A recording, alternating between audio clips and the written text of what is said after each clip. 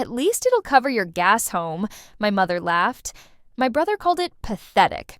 My bonus, a $200 gift card. They passed it around like it was some kind of joke. My cookies sat untouched while they unwrapped Rolexes, spa packages, and luxury getaways.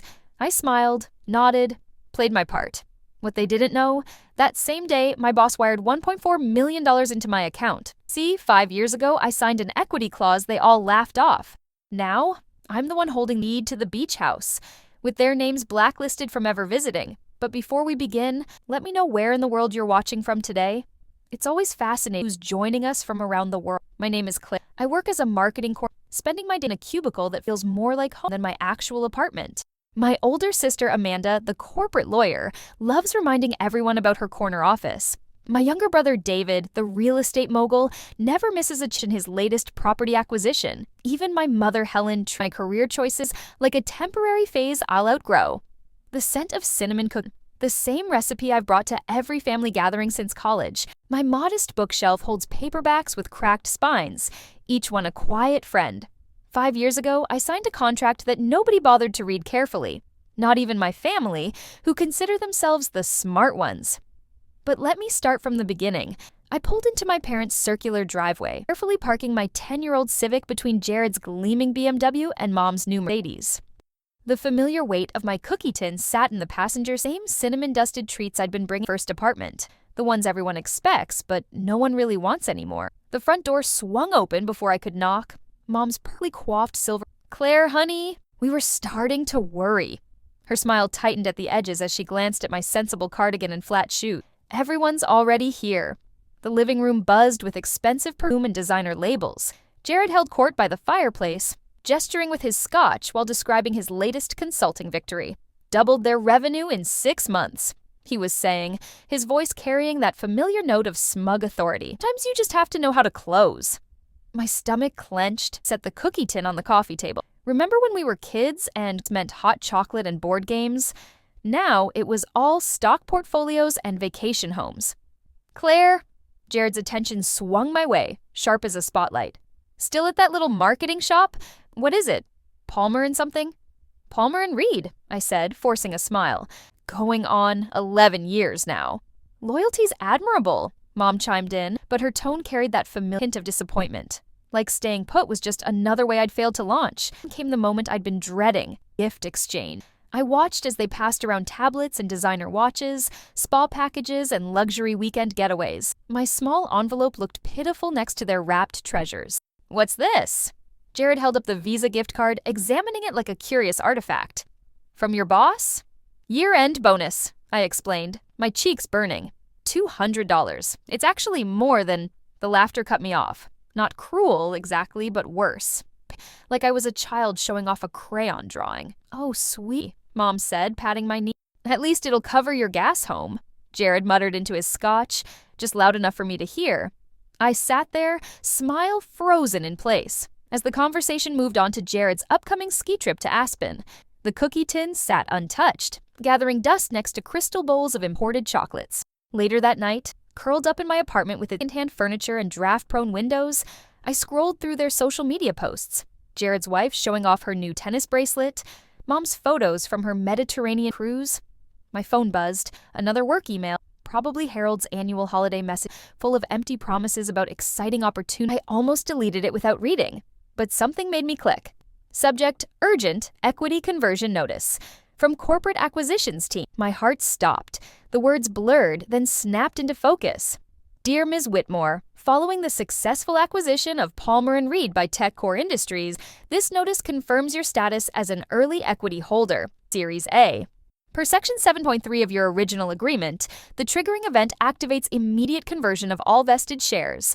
A wire transfer of 1,437,892 $892 will process within 3 to 5 business days. Please confirm receipt. The phone slipped from my trembling fingers. 5 years ago, when the company couldn't afford raises, they'd offered us shares instead. I'd signed the paperwork without much thought. It seemed meaningless at the time. Just another corporate document. I picked up my phone again, reading the number over and over. $1.4 million. More money than I'd ever imagined holding. My gaze drifted to the untouched cookie tin I'd brought home, sitting on my kitchen counter like a reminder of everything they thought they knew about me. I stumbled to my filing cabinet, my legs wobbly as a newborn colt's.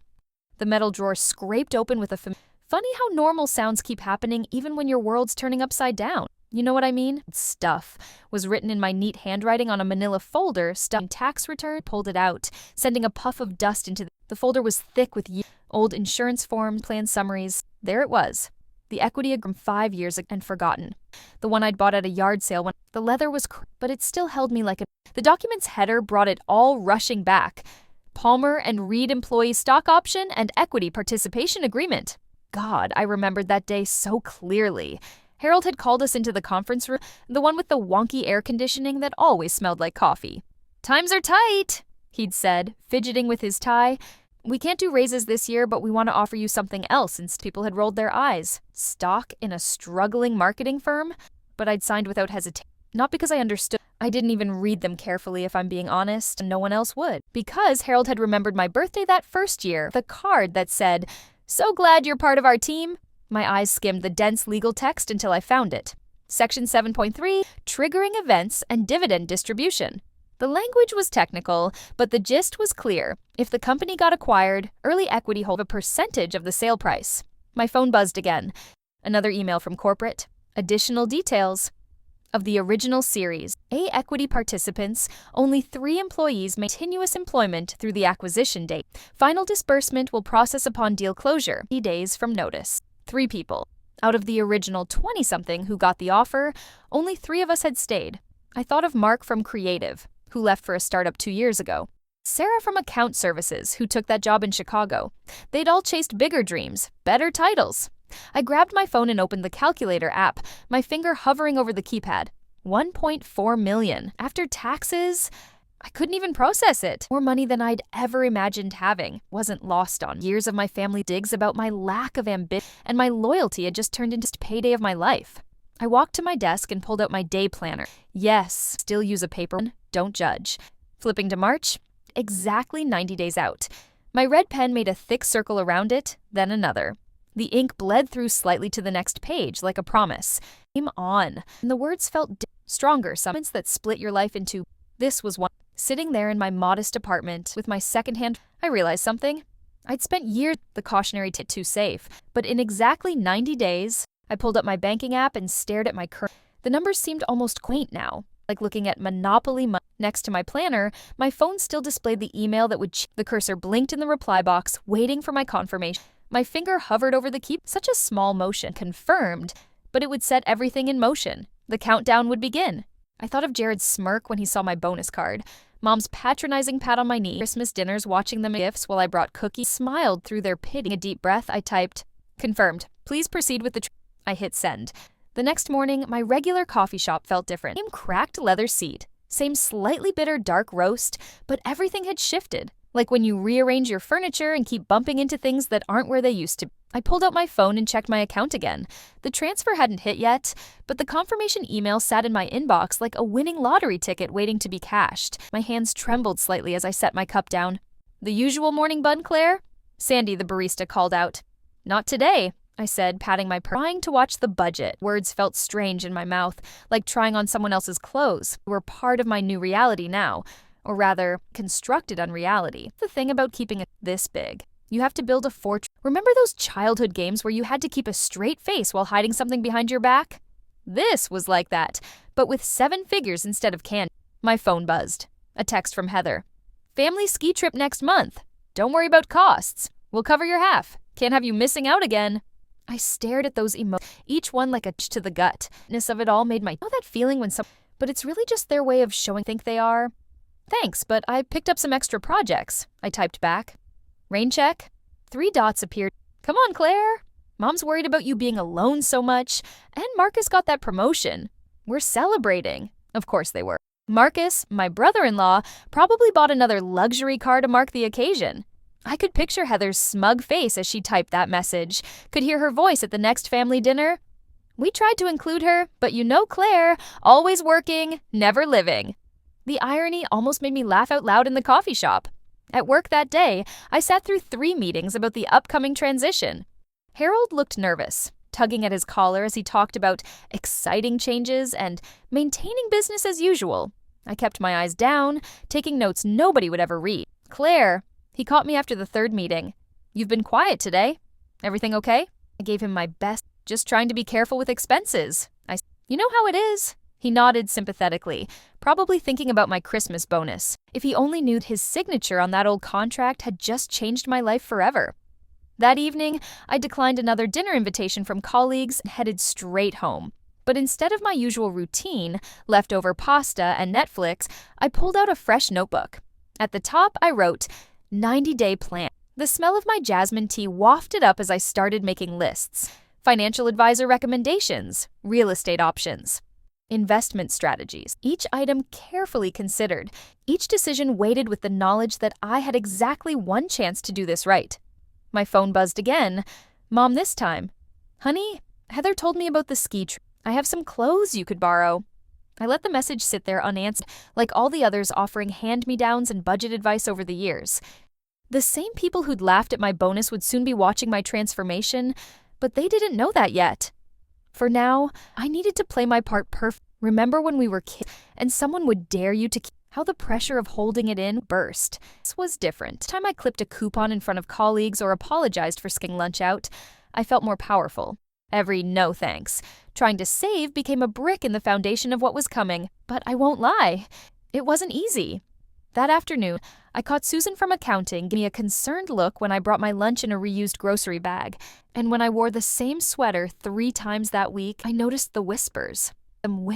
Think I'm struggling. Every assumption they made was another thread in my camouflage, keeping me safely hidden until the right moment. I added another item to my notebook. New wardrobe. Then immediately crossed it out. Not yet. For now, I needed to stay small, stay quiet, stay invisible. The old Claire, reliable, modest, unremarkable Claire, had to remain firmly in place. Because timing, as they say, is everything. January hit hard that year. The kind of cold that makes your bones ache right along with everything else. I was working late, again, when Mom showed up at my office, clutching a department store like it held the answer to all my problems. "Claire, honey," she poked her head around my cubicle wall. "I brought you something." My stomach clenched. I knew that tone, the one that mixed just a hint of satisfaction. Didn't make the dance, telling me girls just aren't meant for the spotlight. "Thanks, Mom, but I'm kind of busy." I gestured at my computer. "This'll just take a minute." She pulled out a forest green wool coat, clearly worn, but still decent. "I saw you in that thin jacket last week, and well," she draped it over my chair. "This one's barely used. I got it on sale last year. It's not really my style anymore." The coat probably cost less than the designer boots I'd just ordered online. Not that anyone knew about those yet. They were sitting in their box at home, waiting for the right moment. "That's really thoughtful," managed swallowing hard. "Stay small, stay quiet, stay invisible. Try it on." She held it up expectantly. I stood, slipping my arms into the slightly musty It fit well enough, I suppose. Mom beamed, adjusting the collar with practiced hands. "Perfect. And you know what they say? Waste not, want not." Later that night, alone in my apartment, I logged into my banking app. The mortgage balance that had haunted me for years stared back. $187,432.19. With trembling fingers, I initiated the transfer. 1 click, and 15 years of debt vanished. The confirmation email arrived seconds later. Payment processed successfully. Current balance, 0.100. I pressed my hand against my mouth, holding in whatever sound was trying to escape. You know those moments when everything changes, but the world just keeps spinning like nothing happened? This was one of those. The next morning, I made another move. My nephew's tech startup had been struggling to find investors. I created an LLC, something bland and forgettable, and transferred enough seed money to keep them afloat for years. Tommy would never know it came from his boring Aunt Claire. By February, I'd scheduled a consultation with Marina Chen, one of the city's top interior designers. She arrived at my modest bungalow in a cloud of perfume and possibility. "The bones are good," she mused, running her hand along my living room wall. "But everything needs updating." She didn't say, but her raised eyebrow said it. I nodded, playing my part. I inherited a small amount. Nothing crazy, but enough. She bought it. Why wouldn't she? The cardigan I wore had a coffee stain. That night, I work again, finalizing renovation plans. The office was empty except for the quiet helped me think, helped me plan each careful step toward My computer chimed. New email. Subject: urgent employee misconduct report from anonymous@securemail.net. My heart stopped. The message was addressed to Harold, CC'd to HR and the entire executive team. As I read, multiple instances of Claire Whitmore speaking negatively about company, expressing doubt about the merger, suggesting sensitive information may have been mishandled. Every accusation was perfectly crafted to raise red flags during a corporate transit. Someone wanted me gone, wanted me out before the buyout closed. I knew that writing style, the same careful phrasing, the same way of twisting facts just enough to make them weapon grade. I'd seen it in every passive-aggressive family email for the past decade. Heather. My sister had just tried to destroy my career, and she had no idea she'd nearly cost herself a fortune in the process. Because if I lost my job before the buyout closed, I sat there in the dark office, staring at the screen, feeling something, not anger. The cleaning lady's vacuum hummed in the distance as I opened my phone and pulled up the last text from Heather. Love you, sis. Don't work too hard. My hands hadn't stopped shaking since I'd opened that email. The accusations were precise, calculated, expressing concerns about leadership integrity, questioning merger transparency, sharing confidential details with unauthorized parties. Each lie was crafted to sound just plausible enough to destroy me. I recognized Heather's fingerprints all over it. The way she structured sentences, her favorite corporate buzzwords. She'd used the same patterns in her HR family gatherings, the ones where she'd lecture about maintaining professional boundaries while staring pointedly in my direction.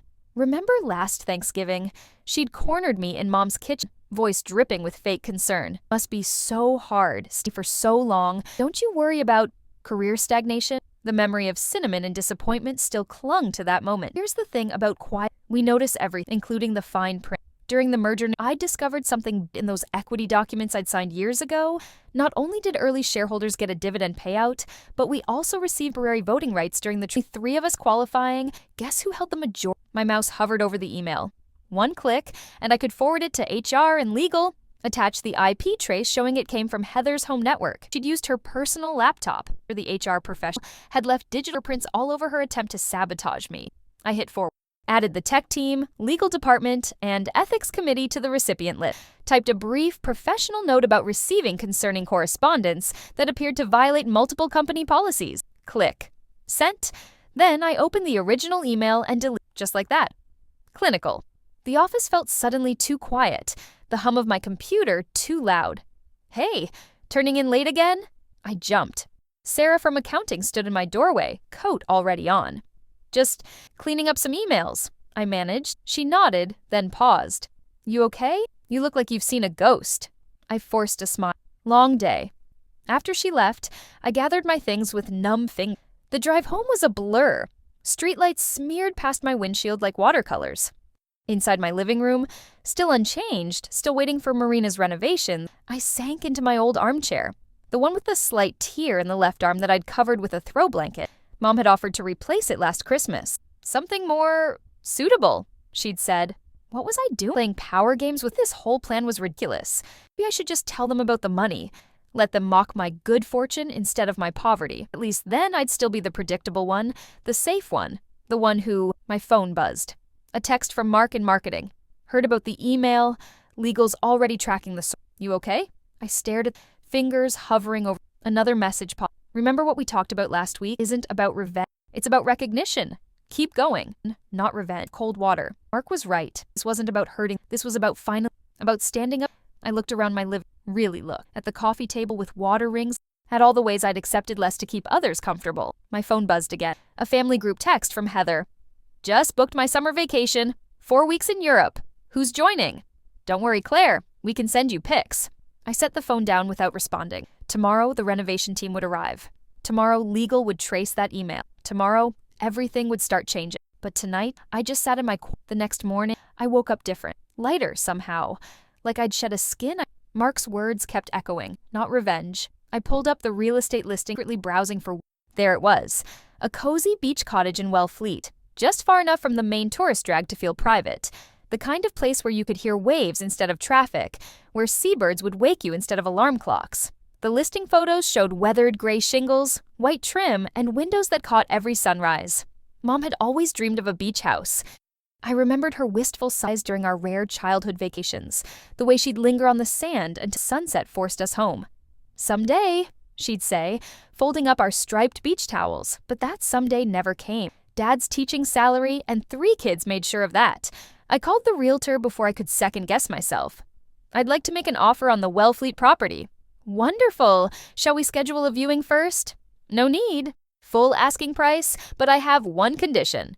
The paperwork took 2 weeks. My lawyer helped draft the special clause, a simple addition that packed a powerful punch. The property deed would transfer to my mother, but all visits required my explicit written permission. No exceptions, no loopholes. While the beach house purchase moved forward, I threw myself into the renovation of my own home. Marina, my interior designer, had transformed the space from making do to made for me. Gone were the hand-me-downs and almost good-enough compromises. Each room now breathed intention. "And for the piece de resistance," Marina said one afternoon, unrolling a design sketch. "Your custom entry light." The drawing showed an elegant fixture shaped like an envelope, crafted in brushed gold. When lit, it would cast a warm glow through delicate metalwork, simple enough to seem classic, unique enough to make a statement. "It's perfect. The symbolism's subtle," Marina smiled. "Unless you know the story." I traced the envelope's outline with my... Many times had my family watched me open bonus envelopes, their mockery wrapped in... This light would greet every visitor, a quiet reminder hanging above their heads. The beach house closing fell exactly 1 week before Christmas. I had the property professionally staged. Coastal colors, soft throws, shells arranged just so. In the kitchen, I left a handwritten note for Mom. For all the some days never came. Love, Claire. P.S. Check the deed carefully. My phone buzzed. Heather again. Another group text about her European adventure plan. "First class all the way. Mom, we'll have to get you some proper luggage." Claire, want me to check if they need flight attendants? I set my phone face down without responding. Let her play her games. In exactly 8 days, everything would change. The renovation team finished installing my envelope light that evening.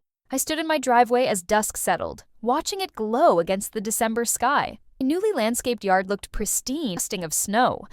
The whole house radiated quiet confidence, transformed from the inside out. Back inside, I spread the beach house deed across my new quartz kitchen island. The clause was there in black and white, legally binding.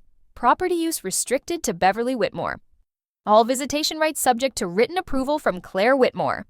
Simple, clean, impossible to misinterpret. I slipped the deed to a cream-colored envelope, sealed it with gold wax. A touch of theater I couldn't resist. Then I wrapped it in simple white paper with a silver bow. No name tag needed. This gift would wait until all the others had been opened. My phone buzzed again. A text from the real estate agent. "Cleaners just finished at the beach house. Everything's perfect. Keys are in the lockbox whenever you're ready." I smiled, thinking of Mom's face. She realized what she was holding.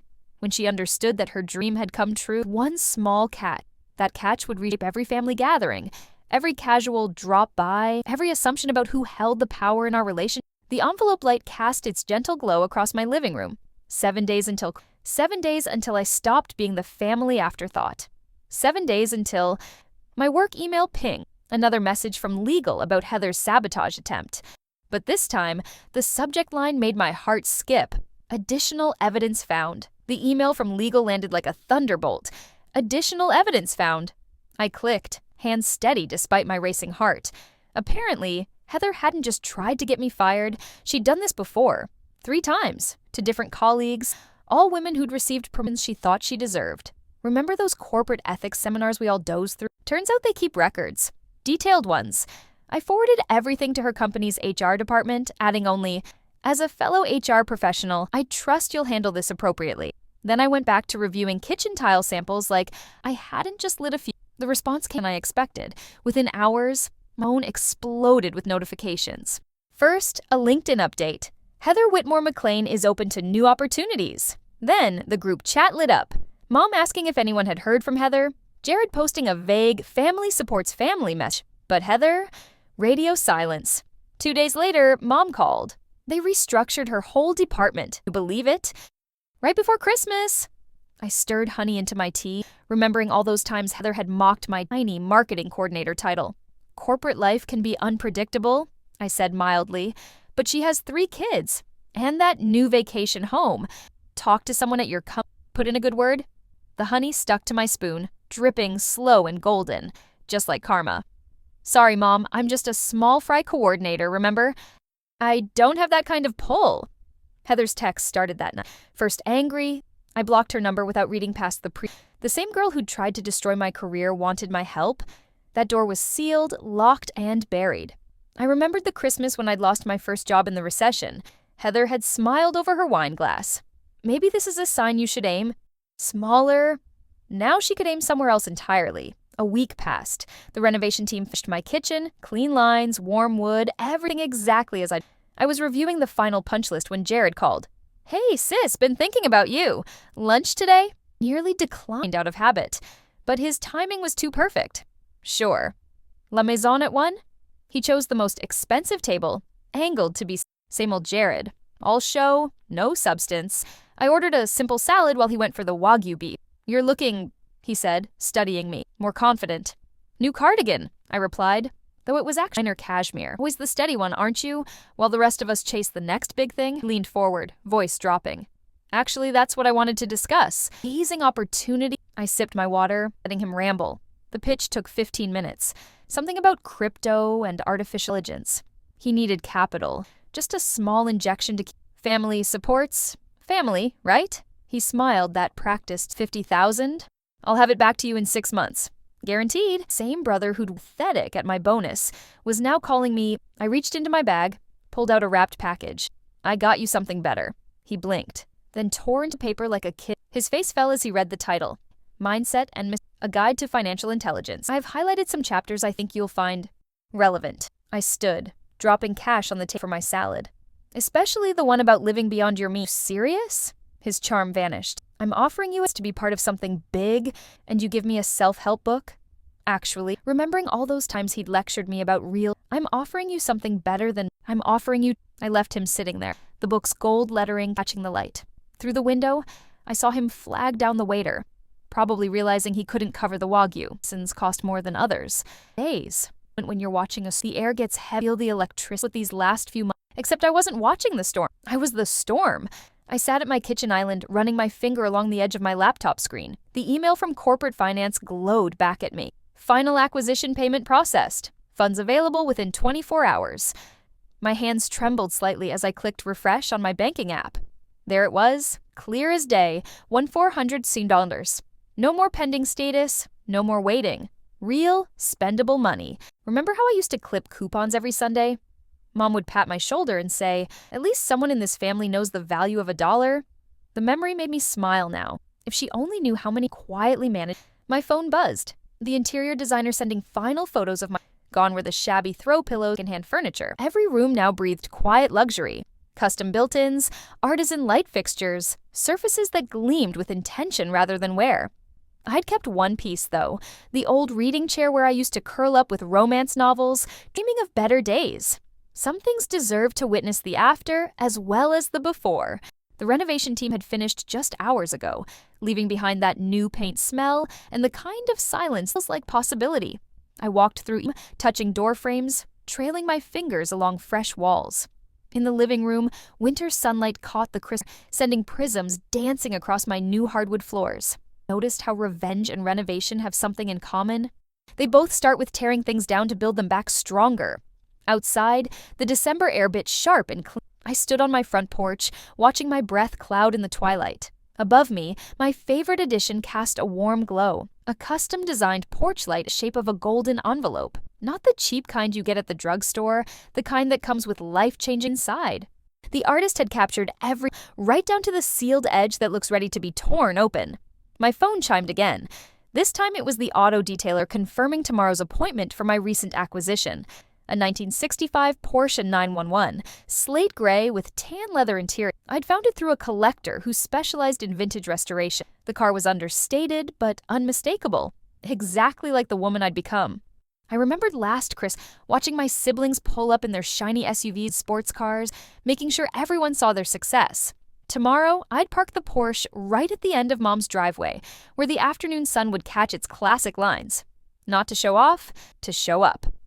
Back inside, I poured myself a glass of wine, no more boxed stuff from Trader Joe's, and settled into my reading.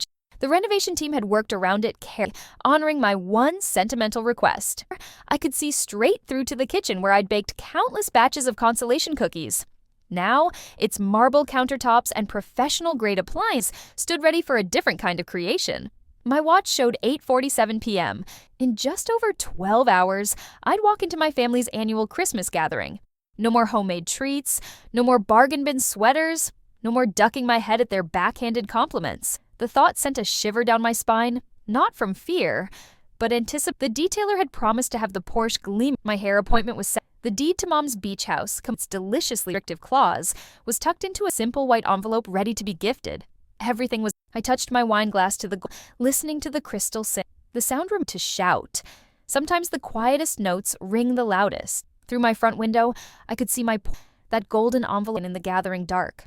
Tomorrow, it would guide me home. Tomorrow, they'd finally see what had been building in silence all these years. The final wire had cleared, the countdown was complete, and I was ready.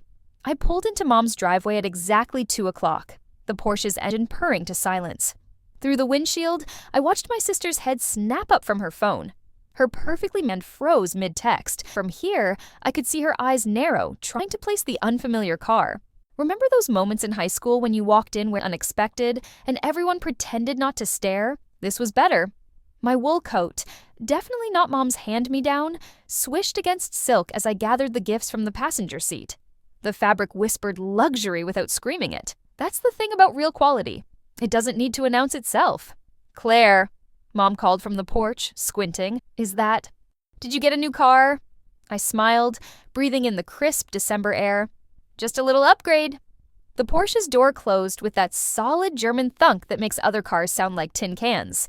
Inside, the house smelled like it always did at Christmas. Pine needles and Mom's signature pot roast. The scent triggered a flash of memory, me at 12, setting the table while Heather and Jared argued over who got the biggest portion. Some things never changed. They were already at the dining room table, wearing their usual armor of designer labels and superior smiles. "Someone's been shopping at Nordstrom," Heather said, eyeing my silk blouse. The joke hung unspoken. With what money? I set my gifts under the usual seat, the one with the wobbly leg that no one else would take. Actually, it's from a little boutique downtown. I didn't mention that I now owned shares in the place. Mom bustled around, filling wine glasses and fussing with napkins. "Claire, honey, you didn't have to bring presents. We know things have been, well, you know." "Tight?" Jared supplied helpfully, adjusting his Rolex. "Hey, that bonus card from last year probably expired unused, right?" I sipped my water, letting the barb float past. "Actually, I've been saving for something special." The meal progressed with its usual rhythm of subtle dig and not-so-subtle boasting. Heather detailed her latest corporate triumph. Jared name-dropped clients. I ate quietly, warming myself with the knowledge of what was coming. Finally, Mom started clearing plates. "Present time!"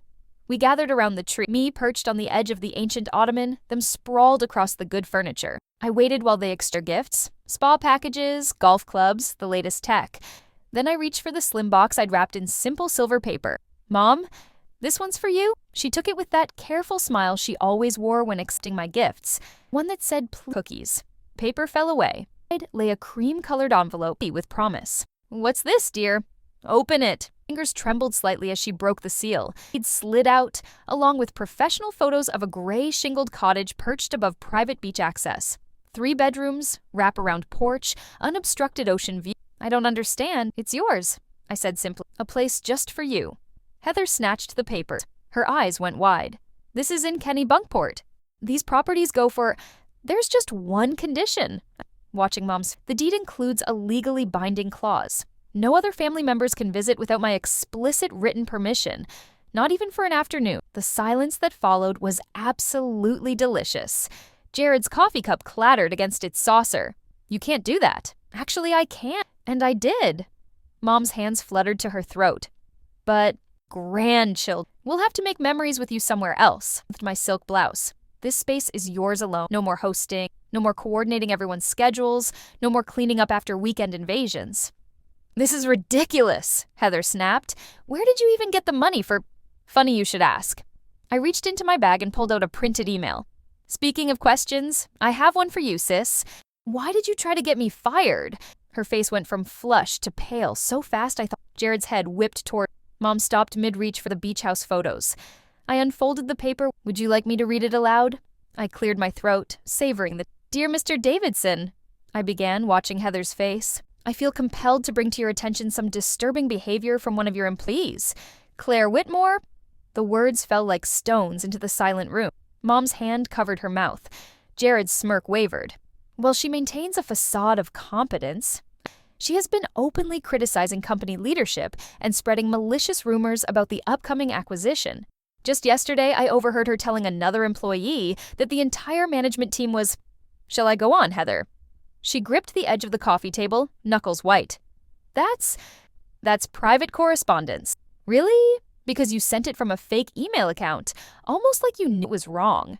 I kept my voice steady, channeling years of swallowed anger in each precise word. "The IT team chased it in about 20 minutes. They're quite good at their jobs."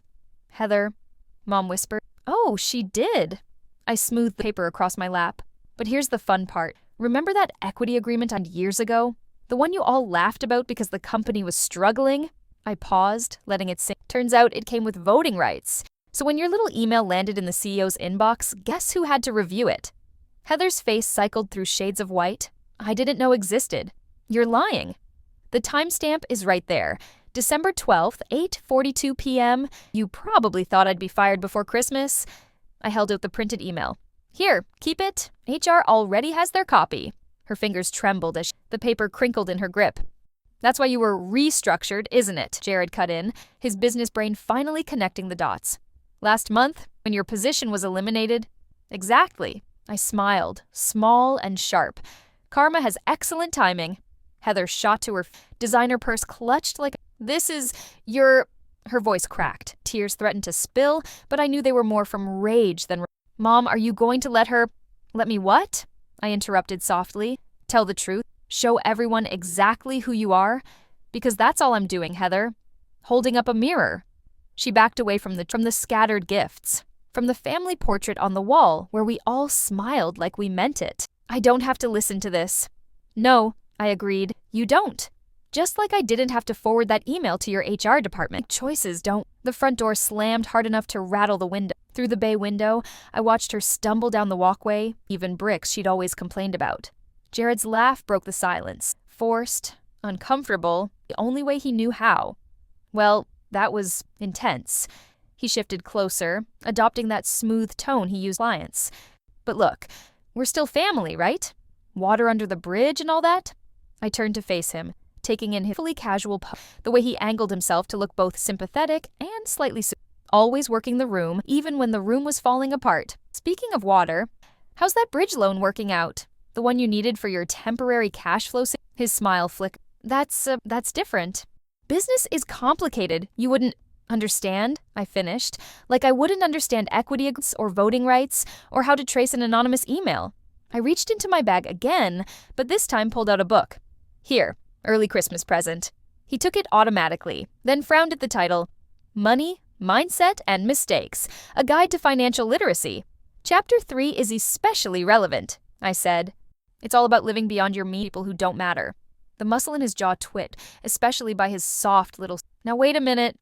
"No, I don't think I will." Jared followed me into the dining room, the one he'd used since we were— 2 quick steps, pause, the usual shuffle, trying to seem both eager. "You know," leaning against the headboard, Mom had inherited the smart one. My finger along the edge, remembering— "That's not what you said at Thanksgiving when you were explaining investment strategies to—" He waved his hand. "Come on, that was different. I was just— You know how it gets at holidays? Everyone's showing off a little." His voice softened to that smooth defiance.